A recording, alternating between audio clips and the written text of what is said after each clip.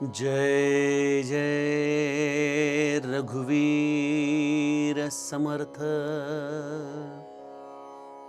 जगी पाहता चर्म चक्षून लक्षे, जगी पाहता ज्ञान चक्षीन रक्षे, जगी पाहता पाहणे जात आहे। मना संत अनंत शोधूनि पाहे। जय जय रघुवीर समर्थ। श्रोता वक्ता श्रीराम समर्थ। जय जय रघुवीर समर्थ। श्रीराम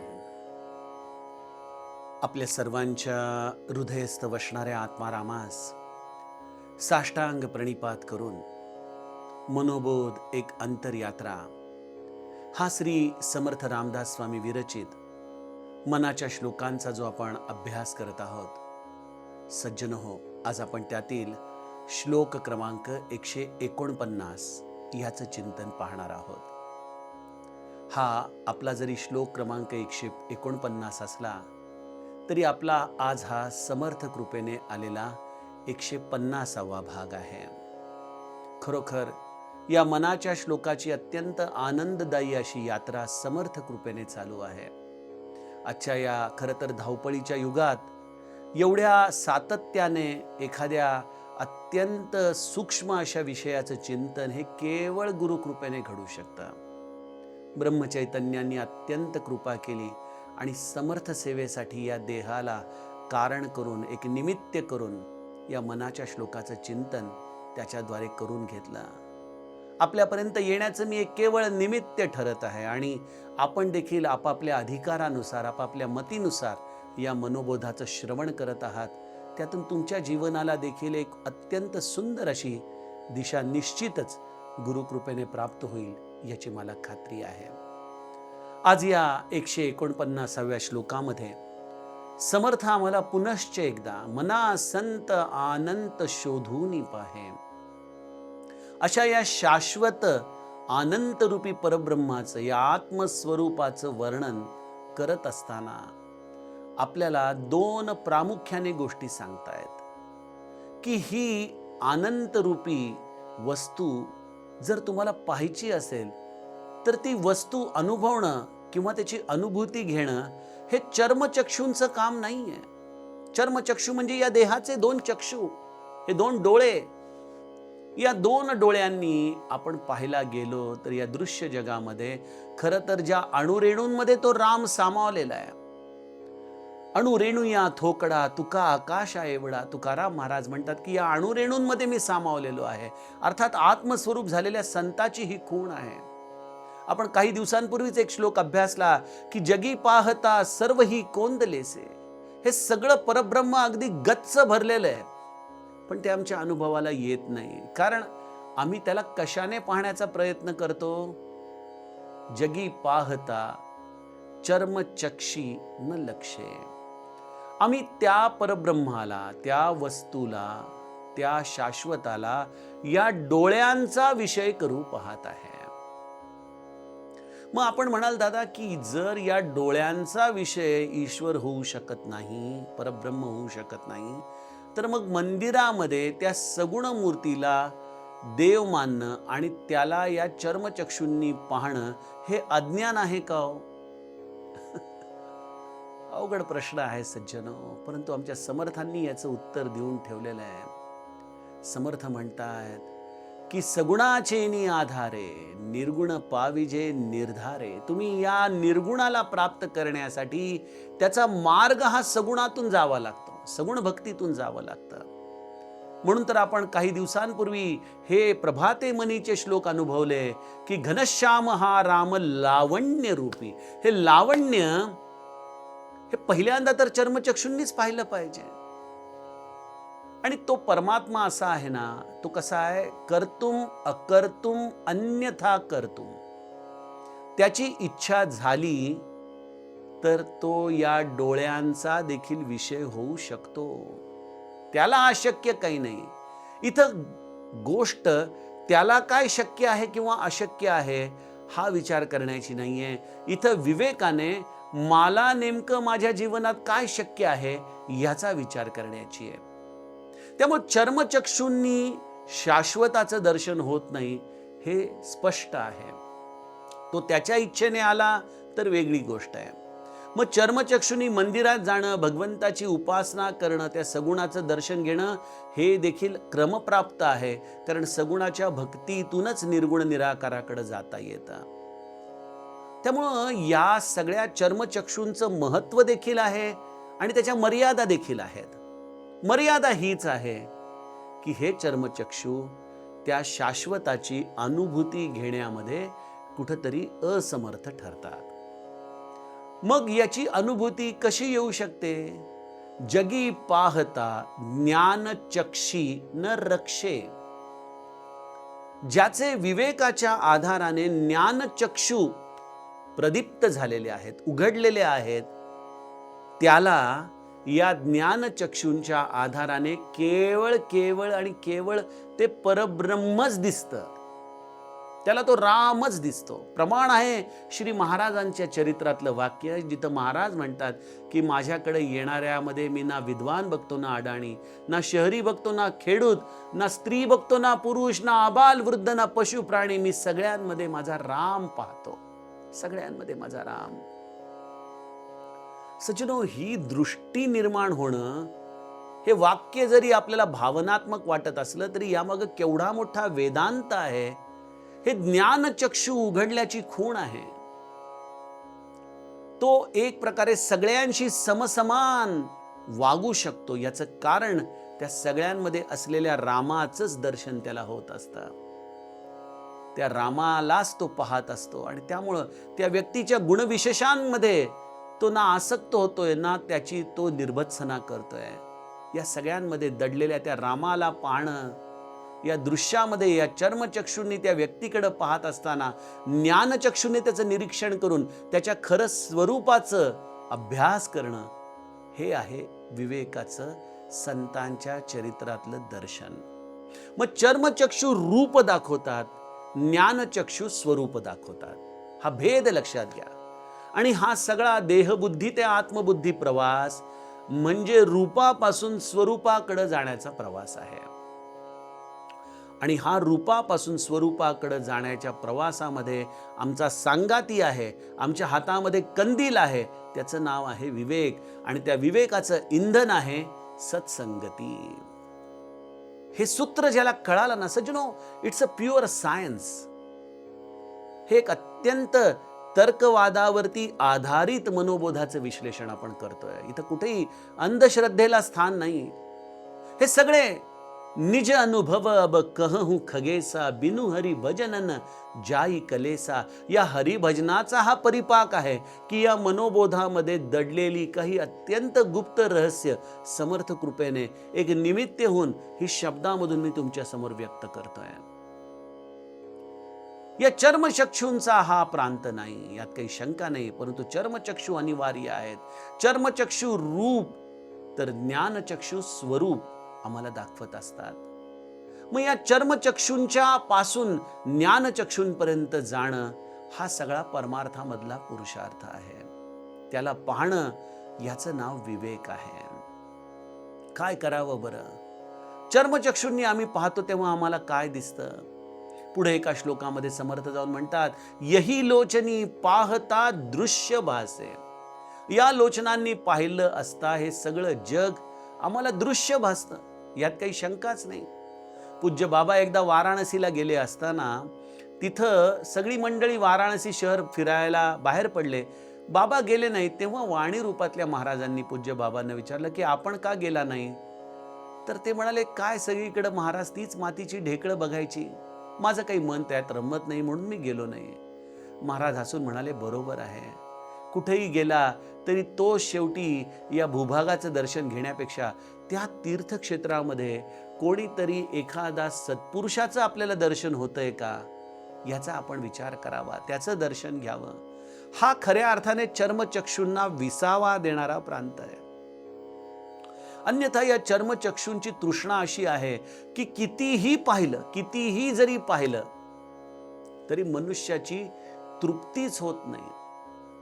आपण काही महिन्यांपूर्वी एक श्लोक अभ्यासला होता की बहुहिंडता सौख्य होणार नाही, शिणावे परी नातुडे हित काही, विचारे बरे अंतरा बोध विजे, मना सज्जना राघवी वस्ती कीजे.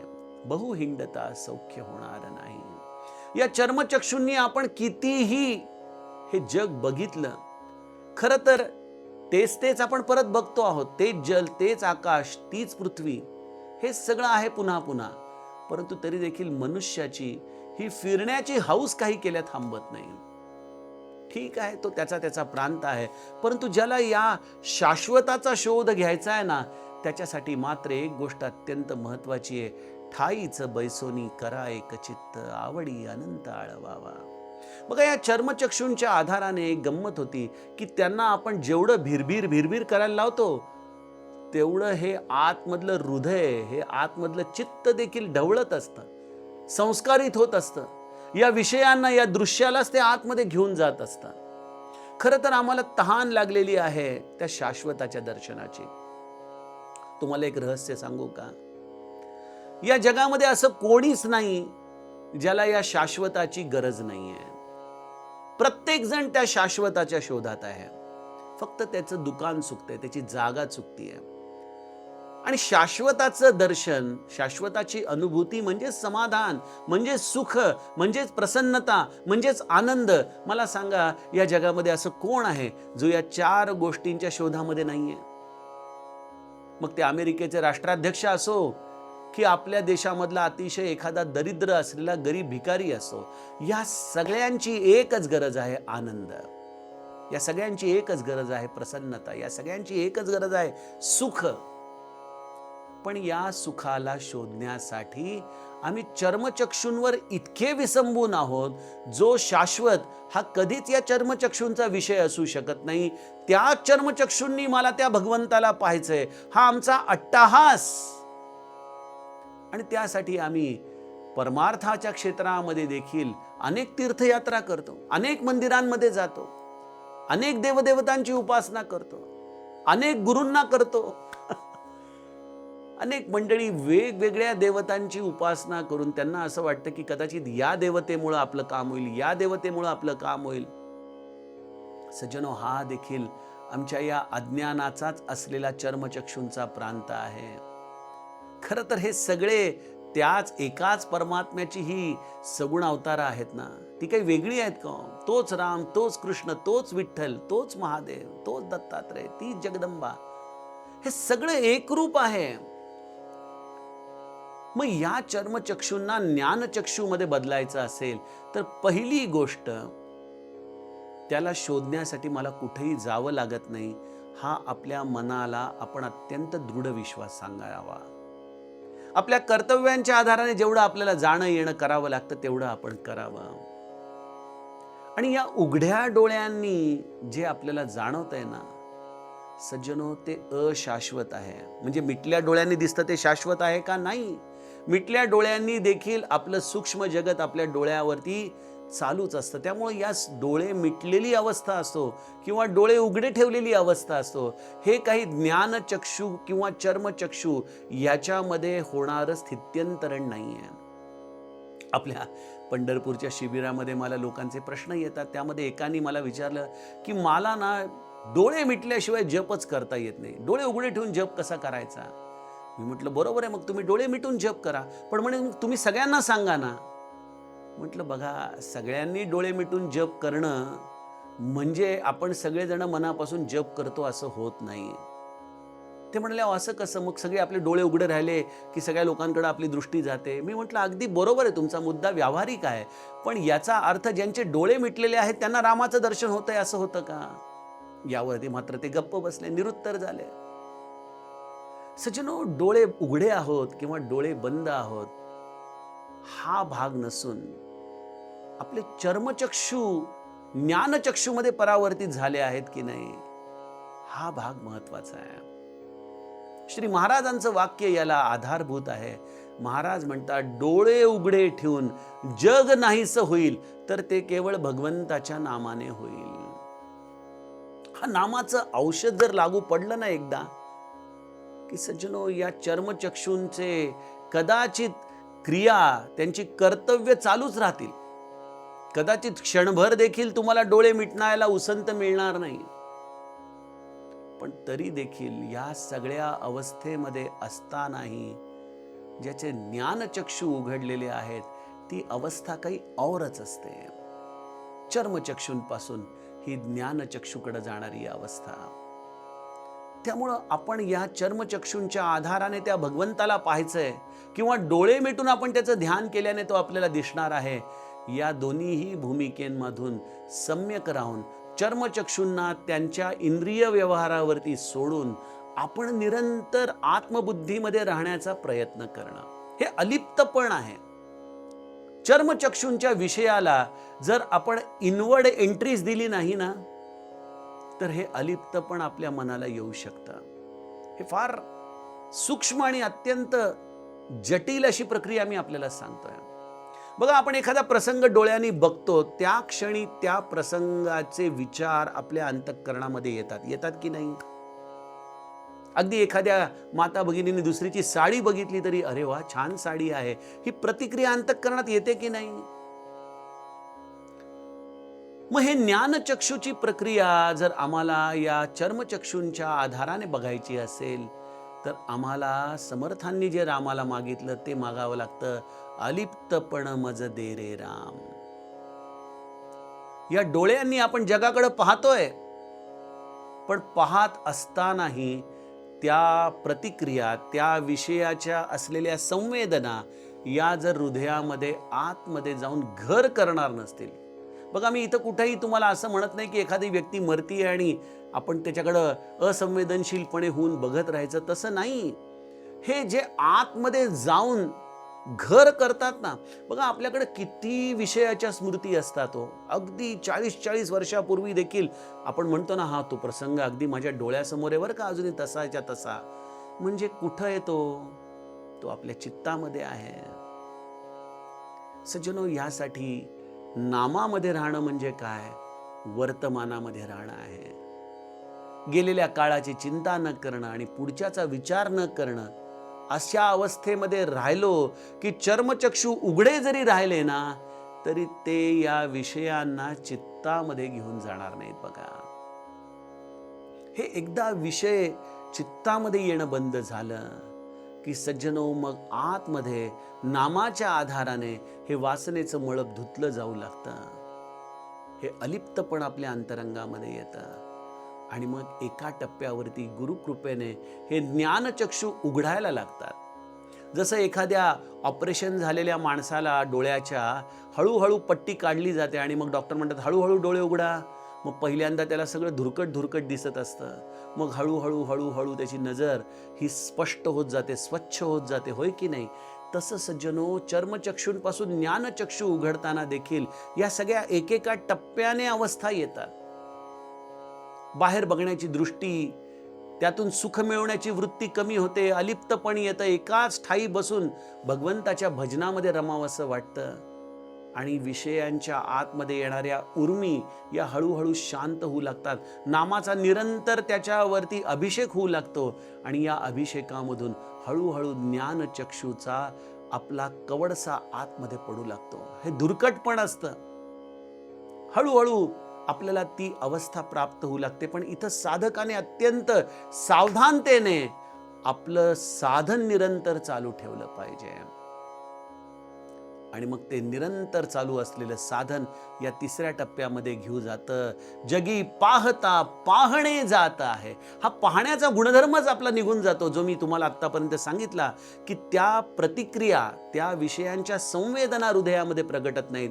भूतकाळाची आठवण राहत नाही, भविष्याची चिंता राहत नाही. हे चर्मचक्षु आपलं कर्तव्य करत असतानाही आपण मात्र या सगळ्यांपासून अलिप्त आहोत आणि आपल्या निरंतर त्या रामरायाचं चिंतन, त्याच्या चरणांचं दर्शन हाच आपला स्वभाव होऊन जातो. तिथं पाहणंच संपून जातं आपलं. कारण पाहण्यासाठी जो द्रष्टा आहे, जो दृश्यापासून वेगळा आहे, तो त्या दृश्याशीच एकरूप होतो. अर्थात त्या दृश्याच्या आतमध्ये दडलेल्या त्या अणुरेणूंमध्ये सामावलेल्या त्या रामरायाशी, त्या परब्रह्माशी तो एकरूप होतो. आणि त्यामुळे द्रष्टा आणि दृश्य याचं जे मिलन होतं, तिथं जगी पाहता पाहणे जात आहे. इथं हे चर्मचक्षु असूनही निकामी होऊन जातात आणि ज्ञानचक्षु हे त्याचं कार्य करू लागतात आणि एका आनंद स्वरूपाने आपली अंतरंगाची अवस्था भरून जाते. ही अवस्था आहे मना संत आनंद शोधूनी पाहे. समर्थांनी अत्यंत विस्ताराने, विवेकाच्या आधाराने या परब्रह्माची अनुभूती कशी घ्यावी हे आपल्याला समजावून सांगितलं. यातील शेवटचा जो श्लोक आहे त्याचं चिंतन आपण उद्याच्या सत्रामध्ये बघूया. जानकी जीवन स्मरण. जय जय राम. जय